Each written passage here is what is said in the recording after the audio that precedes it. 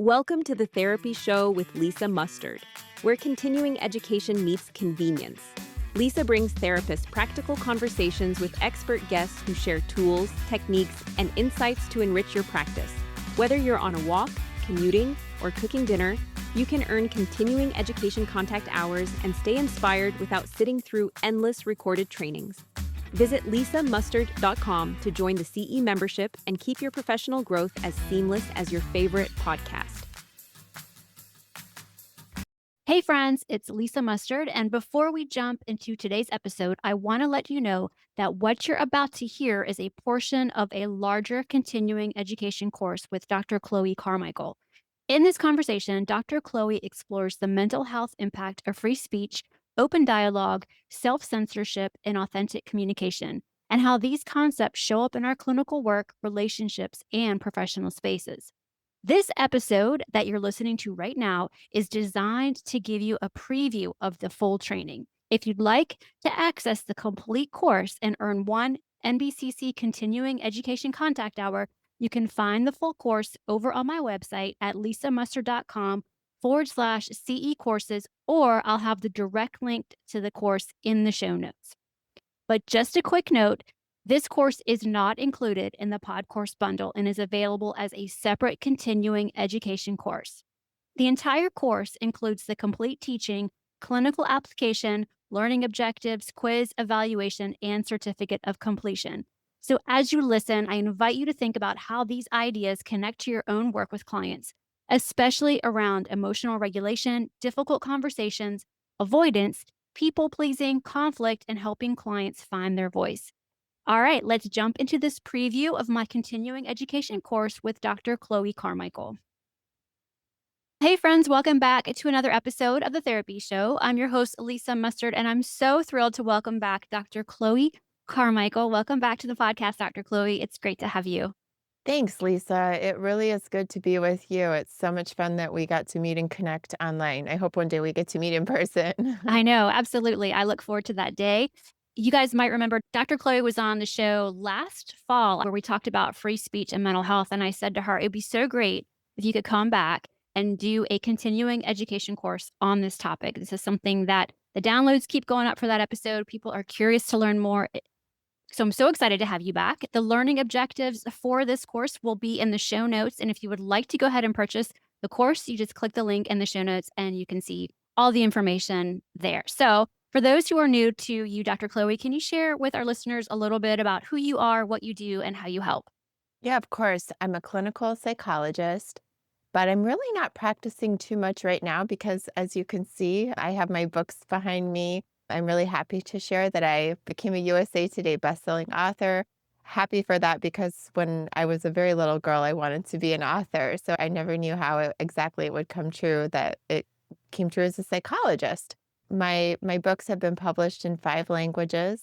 And my most recent book is called Can I Say That? Why Free Speech Matters and How to Use It Fearlessly. So that's the book I'll be talking about today because as a psychologist, I just felt like my field was just not really quite understanding why free speech is so important. So I wanted to talk about that.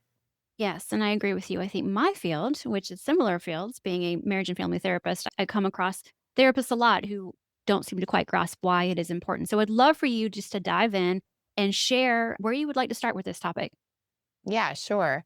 What I'm doing now is I'm just putting some visual aids on screen to help cover what we're talking about. So, we're going to cover just 2 really simple topics here, which are the benefits of open dialogue and then the costs of self censorship.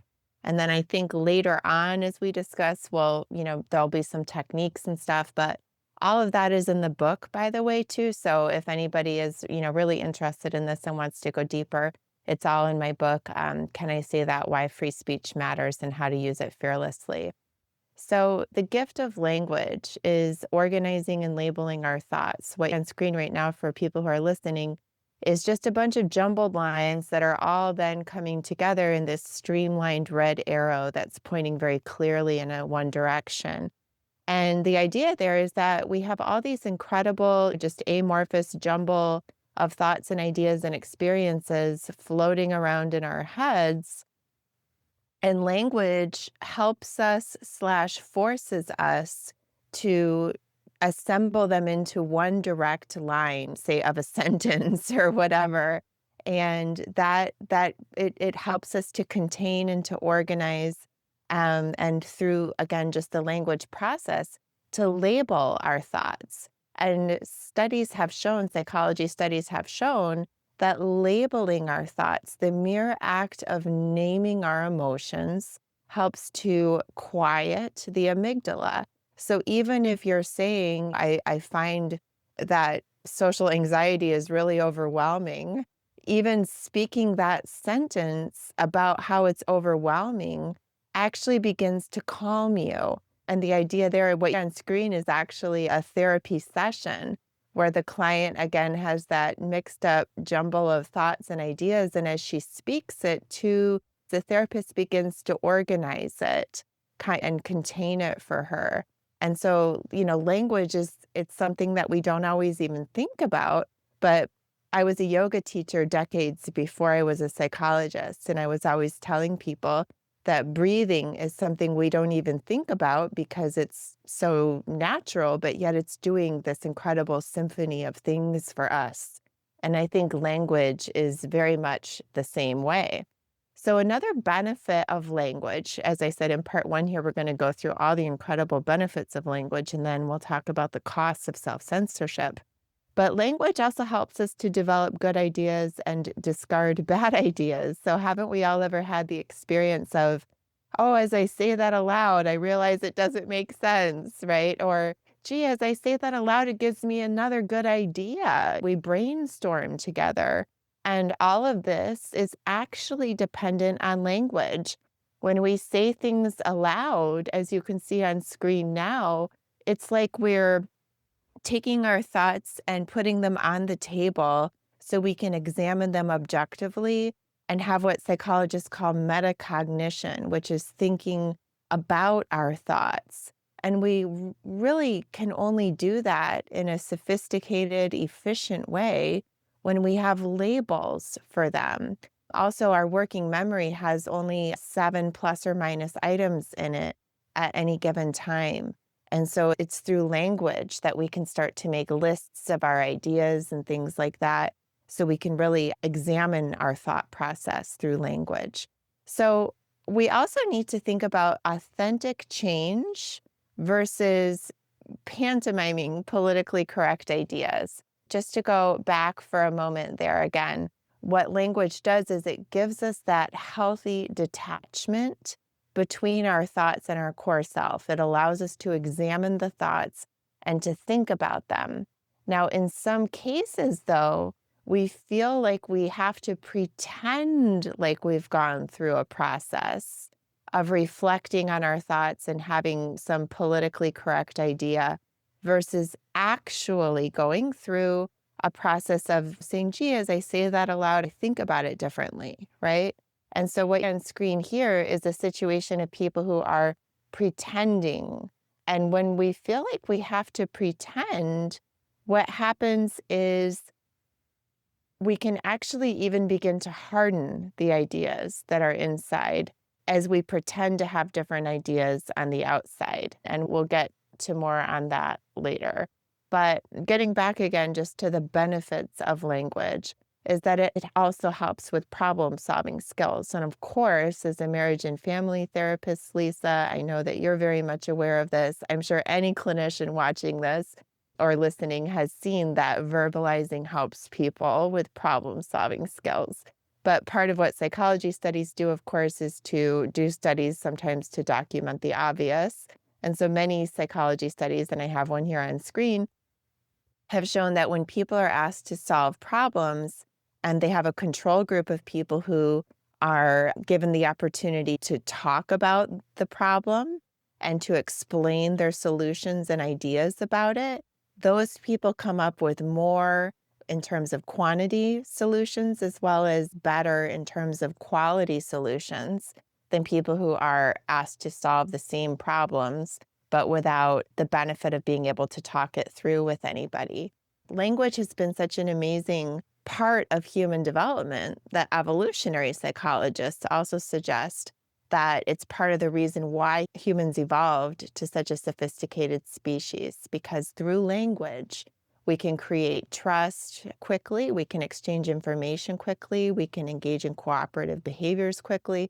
So language is just one of those things like breathing that we just do all day without thinking about it, without necessarily really taking that pause to understand what it's really doing for us. Now, here we get into the second part that I mentioned as far as what happens if we interrupt this process. We start to engage in what psychologists call self-censorship.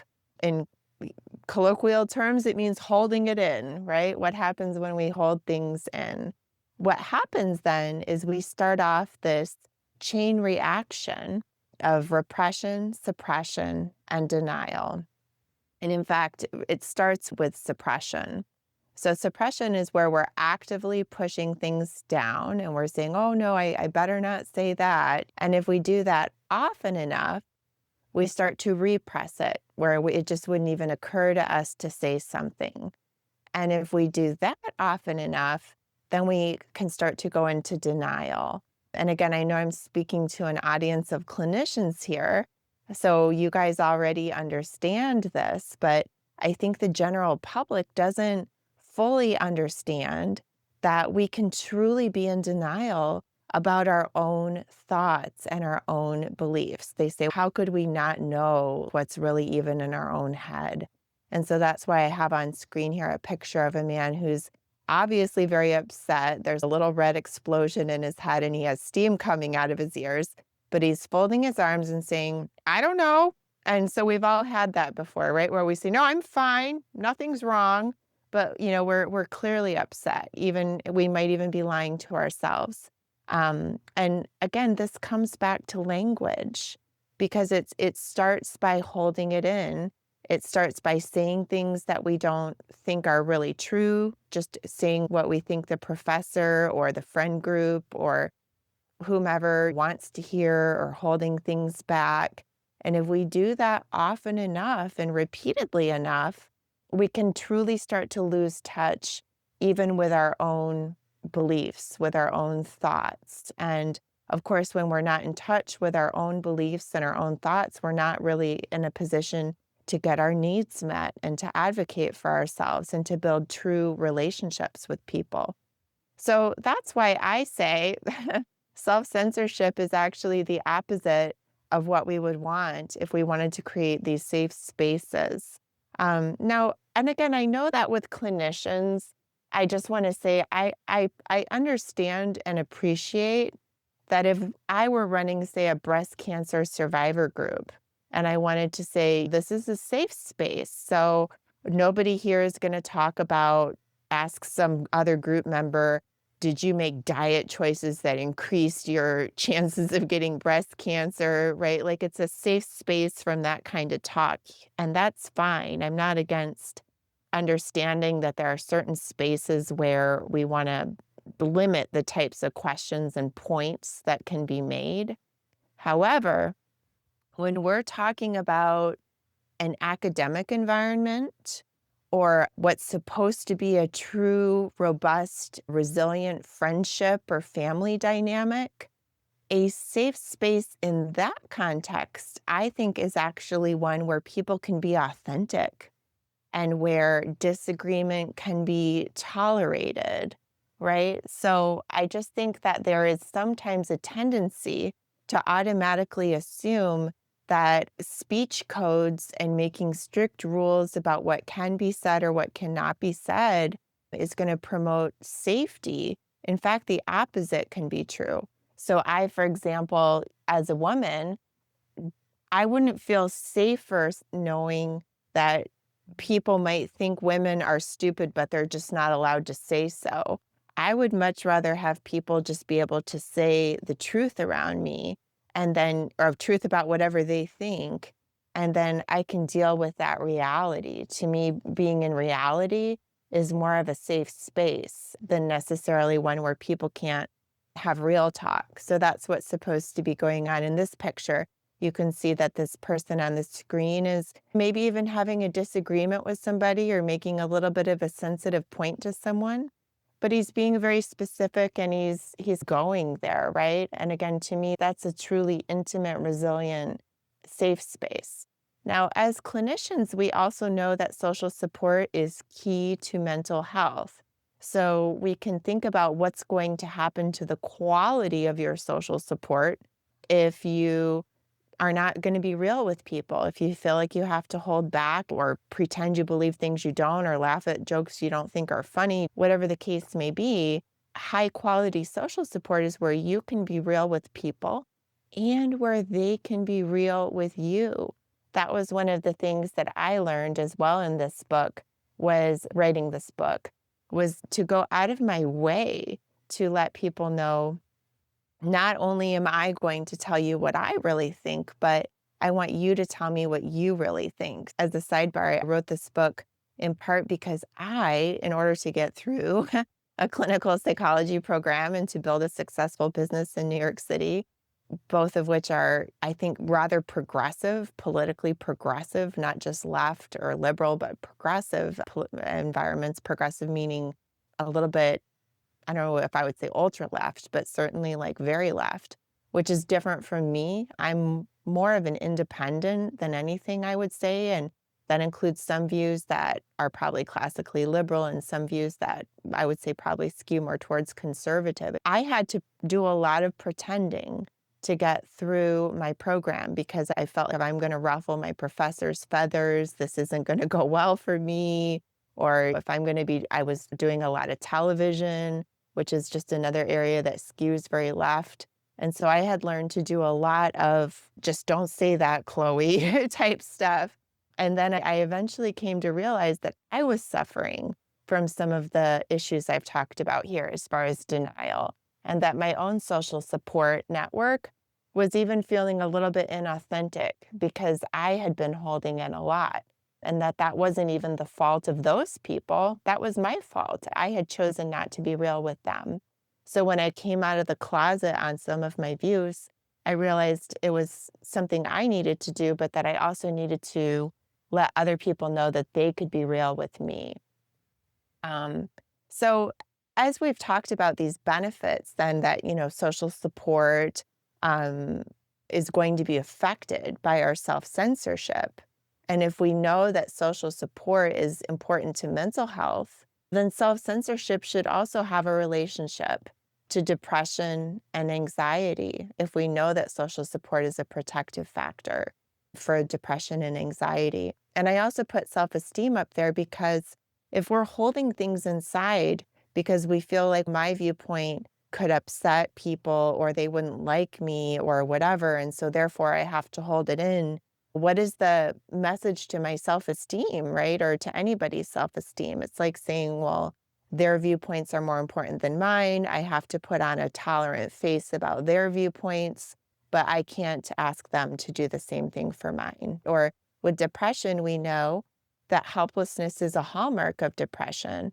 And as we've just shown from the other slides, verbalizing helps with problem solving, and it helps with metacognition and emotional regulation. So if we're stopping ourselves from using the key process of language for all those things, of course that could contribute, right, to a sense of helplessness. Or with anxiety, as my previous book, Nervous Energy, Harness the Power of Your Anxiety, talked a lot about, the healthy function of anxiety is to stimulate preparation behaviors, to tap your support network and figure out how to use that gift of adrenaline and everything else constructively upon your problems.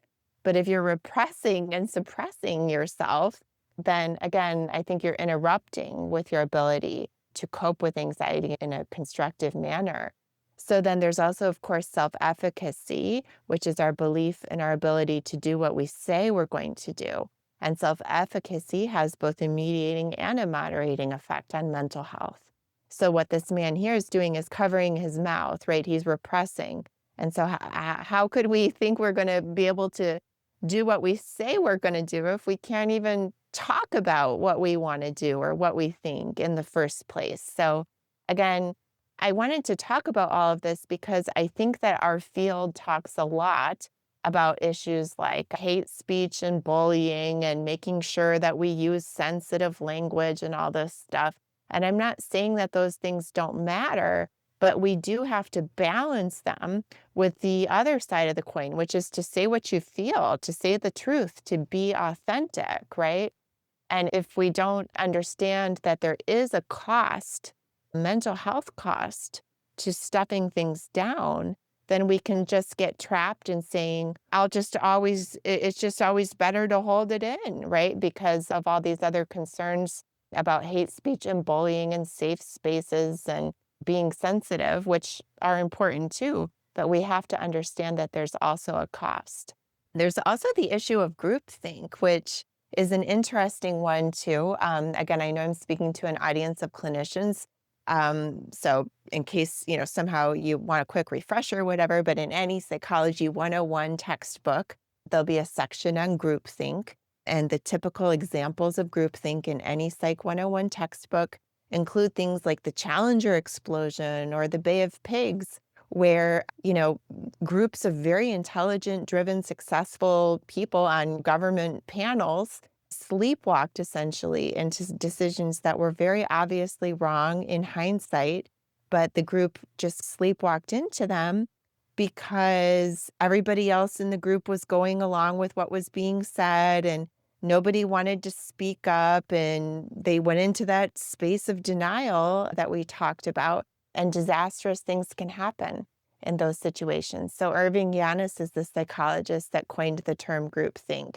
And you'll notice self-censorship was literally one of the items listed in his paper. He also talks about self-appointed mind guards, which I like to think of as maybe it's professors or media figures or frankly the APA or any of these governing bodies that sometimes think we behave as if they can tell us what to think. Other issues listed by Yanis were direct pressure on dissenters, which I like to think of as cancel culture. Or, excuse me, he talks about the illusion of unanimity, which of course comes about the more everybody else is self-censoring, the more that you think everybody else sees things the same way. I'm going to move on from all the details of groupthink, but this is just a slide that goes through some of the other examples that Yanis listed, whether it be belief in the inherent morality of the group. And so when we think about, say, social justice warriors, right, there is a sense of morality behind some of these people that are oftentimes trying to deplatform people or enforce speech codes. I like to give them credit that I think they believe that they're coming from a good place, which is why I just think as clinicians, it's important for us to be able to articulate the other side of the coin, which is that there is a value in speaking up and being authentic, even if it might hurt somebody's feelings. So within our own field, again, as I mentioned, I had to do a lot of self-censoring, and I imagine probably a lot of people have, unless you happen to fit very neatly into the political makeup of our field, which I'm putting some statistics on screen now, from sources that I think even our own field would endorse. This is the Association of Political Science, the publication Perspectives on Psychological Science, and these are showing our own field is 85 to 90% identifying on the left, which again is fine, except there's nothing wrong with being on the left, except when you find yourself in an echo chamber. I've been in these psychology labs as a research assistant, as an investigator, and we benefit from a diversity of perspectives and opinions. And these numbers show that we just don't have that right now. And that contributes to that illusion of unanimity and some of that groupthink, which I think is why we end up with a field that says things like, oh yeah, we should totally do, quote, affirming first when it comes to a little boy who thinks he's a girl. We should just jump to affirm that, right? To me, that feels like the product of groupthink when a bunch of psychologists are going to stand up and say that. The main point that I want people to understand from all of this is that words are absolutely not violence, which it really has disturbed me to see even many people within our own profession who are supposed to be clinicians that we of all people should understand that if a client tells me that he's going to say something mean and nasty to his neighbor, hey, yeah, sure, that's wrong, and he probably shouldn't do that.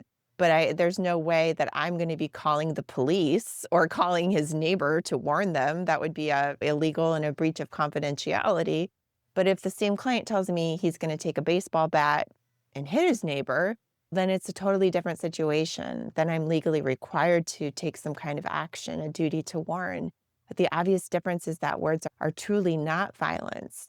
But I almost feel like our own profession is sometimes some of the worst culprits about colluding with clients that have this, I think, really misinformed idea that words are violence. So we're going to do a little recap here of, what we've discussed, and then time permitting with Lisa, then we'll come back perhaps and talk about some actual clinical techniques to do with clients to help them to learn how to speak up, as well as to help them learn how to be tolerant of others that want to speak up so that they can enjoy truly robust social relationships and get the benefits of open dialogue, which I hope you can see is so important for our mental health. But again, that recap, we talked about the organizing and labeling benefits with the amygdala of language and how it helps us to develop good ideas and discard bad ideas, social support. And I didn't even mention, of course, that we are in an epidemic of loneliness. And so, of all times, that we want to learn how to not cancel people and have truly robust discussions and agreements or disagreements with people. Then helping our problem solving skills, as well as just even what evolutionary psychologists have said about about language.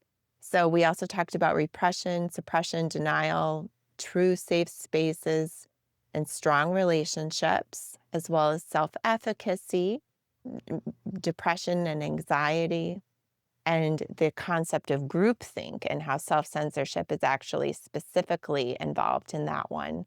Thank you so much for sharing this information with us, Dr. Chloe. It's always wonderful to have you on the podcast as well as doing a course. Where can people learn more about you? Where can they find your book? All that good stuff. Yeah, thank you so much, Lisa. I just want to say I really want to connect with people about this. It's truly a passion project for me. If you're listening to this and if you are thinking that you want to have me speak virtually to a group of your therapist friends, or I've actually been really thrilled to be able to speak about this at Columbia University and the University of North Carolina, Chapel Hill. So I just want to say I'm really very open, even to just speaking for free, popping in for free.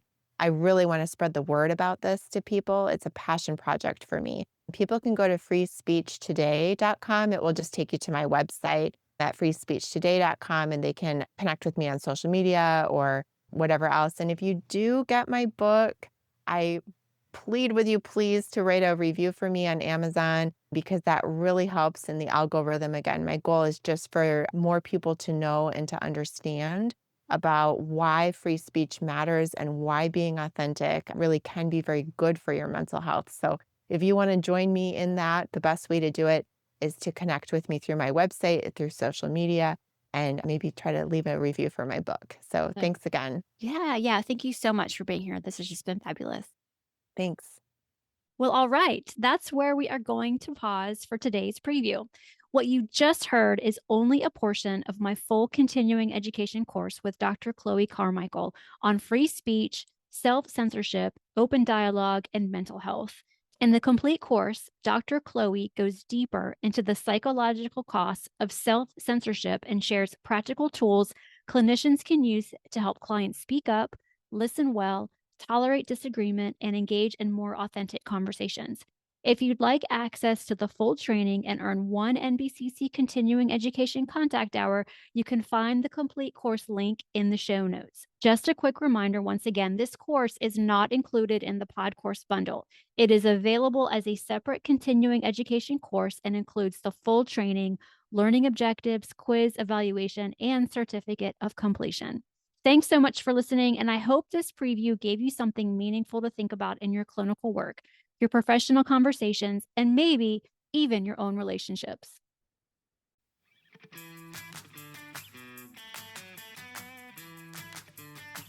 Please note that the Therapy Show with Lisa Mustard is for informational and entertainment purposes only, and not a substitute for professional medical or mental health advice.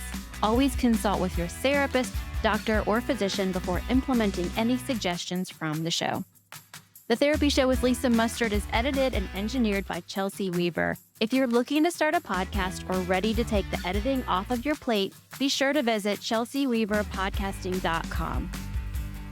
Well, that wraps up another episode of The Therapy Show with Lisa Mustard. I know there are hundreds of thousands of podcasts out there, and I'm thankful you've chosen to listen to mine. Be sure to visit lisamustard.com to access the show notes and discover all the pod courses and other continuing education offerings. And I'd be grateful if you subscribe to the show. Thank you.